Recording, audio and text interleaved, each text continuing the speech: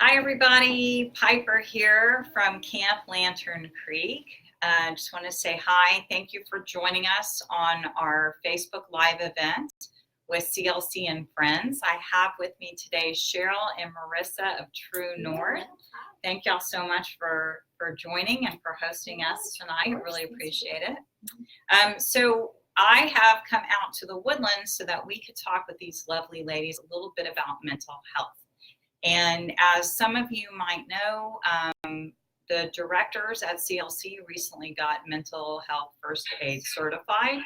And so we are very engaged with our staff and our campers in mental health awareness, mental health, self-care and improving ourselves mentally and physically, because we're outside a lot at camp.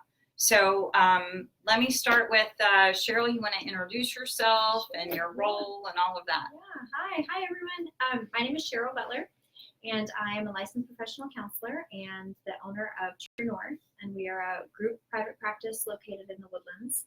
And we work with individuals and couples and families, ages about 6 all the way up. So we've been here for about 3 years, and I've been in practice for about 8. I've worked in school settings, and I've been an educator. So that's another thing we all have in common: education, our background. That's awesome. Okay, and Cheryl, tell us a little. What do you do when you're not working? So when I'm not working, I have 3 boys. So you mentioned being outside. Yes. So we are outside a lot. I full on embrace being a boy mom. I have twins who are 9 and then a 4-year-old. Today's the last day of school. So we do a lot of playing. We're outside a lot. Awesome.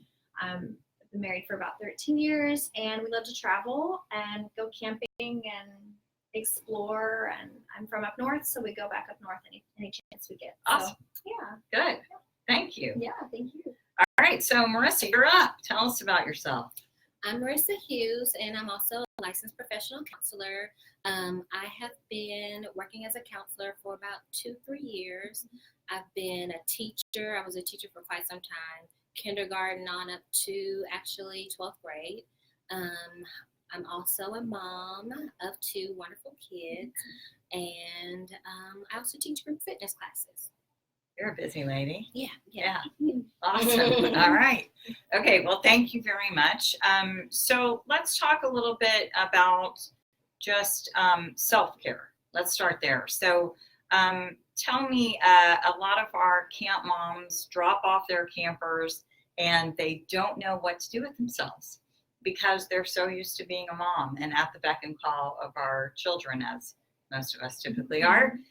So what would you recommend for a mom who gets a break to take advantage of that? Well, I think, first of all, I'd like to look at the reason why self-care is so important. I think I would love to give moms a whole list of what they should go and do, but I think the why before it is really important. And what we see a lot in the counseling office is that if moms don't take care of themselves, not only will they experience burnout, as many already know, but then they also will experience a lot of resentment. And so we're trying to give moms the freedom, remove themselves from feeling guilty, and really teach them that there is a why behind the self-care. So that's great. And I think to piggyback off of you, Cheryl, we think when we're in the airplane and they talk about putting on your mask. Yeah. So the whole thing is the fact that to remove that guilt and not feel bad about the fact of, even if you don't know what to do, just taking some time for yourself and not feeling guilty for taking time for yourself. We're setting an example for our kids. Right. Self-care for our kids so they can see how it's done. Yeah. I think that's a great example. Okay, good. So moms out there, we're talking to you. Yes. When your daughters are at CLC this summer, remember to take care of yourself. Even if you still have kids at home, it's a reduced time management issue when one's at camp. So take advantage and do some good stuff for you. So let's talk a little bit about, we have a lot of, new parents or parents that are new to the camping. And so they might be dropping off a camper for the first time. So they have the anxiety of their daughter going to a new place. And then on top of that, they have their own anxiety of dropping off their child, their most precious thing in life, at a place they're not as familiar with. They might not have met me. How do you recommend talking to their daughters before camp and how to calm their anxieties down? I recommend being open and honest with your child. So if you're feeling a little nervous, you can also share that with your child. Also, touring your website so they can be prepared for that. So, hey, mommy's nervous, but you're going to have a great time. And I want to show you, look at these activities that you have to look forward to. So just being honest, sharing your coping. Maybe we're going to pray about it. Maybe we're going to deep breathe and do yoga.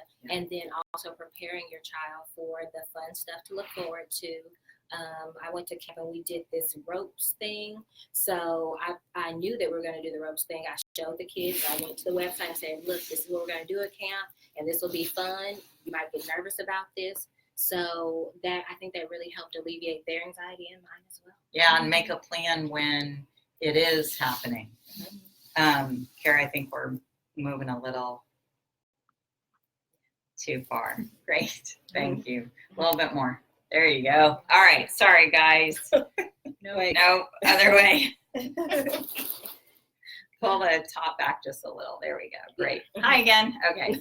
So I think that's a really great point. One of the things I do a lot of pointers to parents videos on our YouTube page talking about exactly what you said. Make a plan with your child. Will they get homesick? Probably.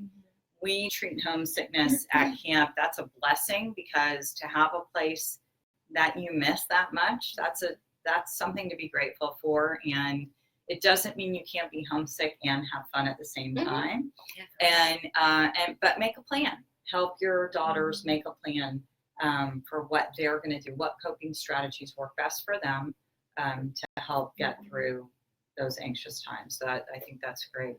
Anything to add on that, Cheryl? I think that, as parents, we want to protect our kids, especially from any negative emotions. So I recently heard a new parenting term called a snowplow parent, and where we want to just plow through all the bad stuff. And so when our kids are saying that they're very nervous, we want to just make sure that they're not nervous. So we can kind of be a little dismissive. So we might say things like, it's going to be okay, and you'll make friends right away, and don't worry about it. And so they take their nervousness, and they are seeing from parents that, I'm not supposed to be nervous, so I'll just hide that, and they stuff it. And to what you're saying, then they don't learn the coping skills that they can learn from you. So I always teach parents to just validate the emotion that the kids are feeling by asking them, or by addressing maybe, hey, Susie, it looks like you're nervous, and what do you think you might do when you're nervous? And allowing them to feel nervous for a little while. Yeah. That's how they will grow as a daughter and a person. And absolutely. We want that. I agree. And one of the things I've really become quite passionate about is understanding as a parent, and I think we all have to learn this, there's a difference between suffering and discomfort. And where there's discomfort is growth, right? That's where you get to the growth. Yeah. It's not suffering. Suffering is not having enough food to eat, being cold at night, that's suffering. But being uncomfortable and sort of having those uneasy feelings in your gut, that's discomfort. And from that is where you learn those strategies and that growth. And I think as parents, it's hard for us to see the discomfort because we feel it times 10. And it's so, that's what camp's for, because I can see it and you don't have to. And that's what's great.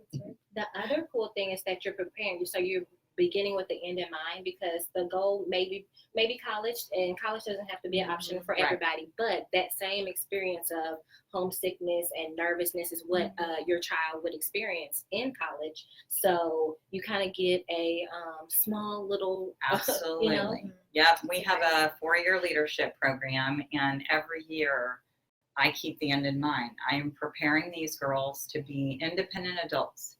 And so what skills do they need? So the first year is about understanding your influence on the world and those around you.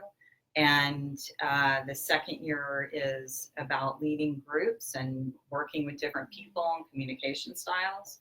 The third year is about taking care of yourself while taking care of others. And the fourth year is kind of all of it combined. But I really do appreciate that, keeping the end in mind as you're working towards that, to allow your kids, if you want them to become, and I think we all do, independent, self-sufficient, community-minded adults, you have to give them the opportunity to be separate from you and build those skills up independently. So I totally agree. And I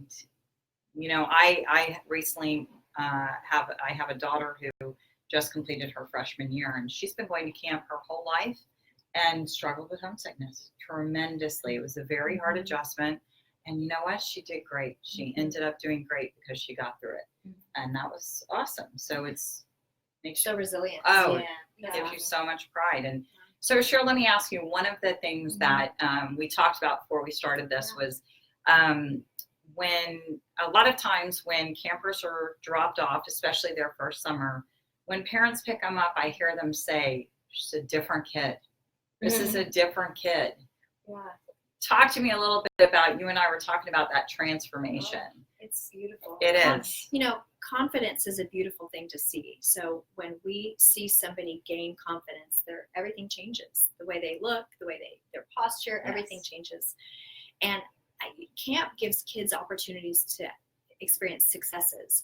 I think of my kids at home, and they don't want to do chores, but when my 4-year-old does the windows, he squirts it and he wipes it, he is so proud. He's so proud. Right. And if I would have stopped when it was discomfort, right, or discomforting, he would have never had that moment. Right. But he'll say, don't put your fingerprints on it. I'm so proud of it. He is. And that's what's going to happen at camp, where parents are going to see that their daughters have done things that they maybe went in thinking they couldn't do, but they did. And now they can tell about it. And it's good for their souls, and then good for ours. Yeah, it's definitely good for ours.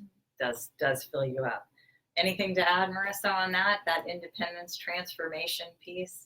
It's also really cool that your kids can learn to lean on other people and experience that without you. It's scary as a mom because you're like, but I want to see it all. Yeah. But if we go back to the beginning with the end in mind, we want them to know that even though I might not be there physically as the cheerleader in your corner, I'm still cheerleading. You still have my voice. Absolutely. So I might not be in your eye, but I'm in your heart.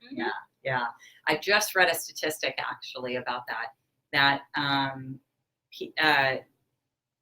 it was teenagers are 500 times less likely to do extremely risky behavior if they have 5 to 10 adults they feel like they can trust and lean on. Because they feel loved and they have a safe place. Yeah, I was like, that's a statistic to remember. Yeah. So you want those relationships to build. And there's no better place to do that than camp, because we always say a camp day is really long, but the weeks go really fast. So it's there's a lot of time. So, okay, my last question to y'all is I was trying to think of what are some fun activities you would recommend for mothers and daughters to do together, yes, to bond, but also around this mental health and self-care piece?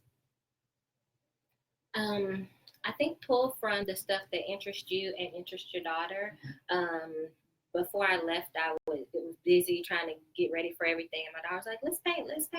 And so I was like, you know what, let me just slow down and go ahead and paint with her. Yeah. And I was like, and that could be one of her coping skills that she carries on throughout her life. Right. So it can be the stuff that you're drawn to. It could be going to the nail shop if that's something you're into. If your daughter's into walks, then go for it. If your daughter just wants to cuddle with you and unwind and talk about the day. My daughter likes to be like really close, so that's how she is. That's her love language. Yeah. So really letting it come naturally and really listening to yourself and your daughter and how she needs to connect with you. Awesome. That's great advice. I like it. Cheryl? Well, as you were saying that, I kept thinking of a book that I really like. It's called The Best Yes. And sometimes the best things that we say yes to are the opportunities that aren't really big and over the top.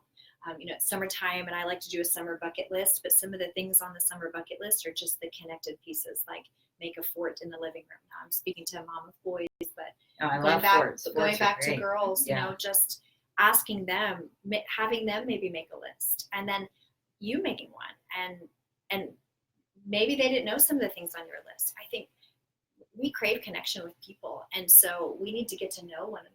Yeah. I also really like table topics, which is another great thing to use in families. And so just let your daughters pull out a question and ask you a question. Maybe it's, Mom, what was the scariest thing you've ever done? And just having it doesn't take long. Like it could be in the car, but just making connection. And I think that's invaluable. Yeah, I love that. Actually, I think I might steal that. That list making is a great idea for campers and counselors. I like that. It's a great way to do it. Okay, well, I really appreciate y'all allowing us to be here and for talking to us a little bit about mental health, and hopefully we're encouraging all of y'all to set the example for your daughters on self-care and taking care of yourself and de-stressing, and then let your girls come to Camp Lantern Creek and have some fun. So in case I didn't get to it, which I don't think I did, Camp Lantern Creek is located in Montgomery, Texas. We're an all-girls summer camp, ages 7 to 17. We would love to see y'all there sometime soon for those who don't. Thank y'all for joining us, and remember to look up True North if you're in the Woodlands area. Thanks so much. Take care. Bye. Bye. Thank y'all. Bye.